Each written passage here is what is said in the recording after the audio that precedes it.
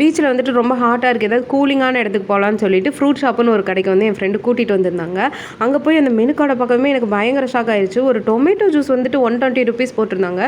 Tomato ஜூஸே இது இவ்வளோனா மற்ற juice எல்லாம் என்ன எவ்வளோ இருக்குன்னு சொல்லிட்டு நானும் ஒரு 10,000 தடவை மெனுவை புரட்டி புரட்டி பார்க்குறேன். ₹100 கீழே எதுவுமே இல்லைங்க, கடல்லே இல்லைன்ற மாதிரி.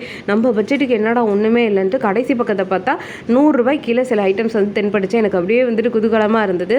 கடைசியில் பார்த்தா அதெல்லாம் வந்து ஆட் ஆன்ஸ் மட்டும் தனியாக தரமாட்டாங்களே, என்ன பண்ணுறது. அப்புறம் எல்லாரும் வாங்கி சாப்பிடுவாங்க, நம்ம மட்டும் வாயை பார்க்குறதா அப்படின்னு சொல்லிட்டு நான் வந்து வாட்டர்மெலன் ஜூஸ் ஆர்டர் பண்ணலான்னு நினச்சிருந்தேன். 130க்கு வாட்டர்மெலன் குடிக்கணுமா அப்படின்னு சொல்லிட்டு ஃபிகாரோ ஃபிக் பேஸ்டுன்னு ஒன்று இருந்தது. சரி, ஃபிக்கு வந்துட்டு 170க்கு போட்டிருந்தாங்க.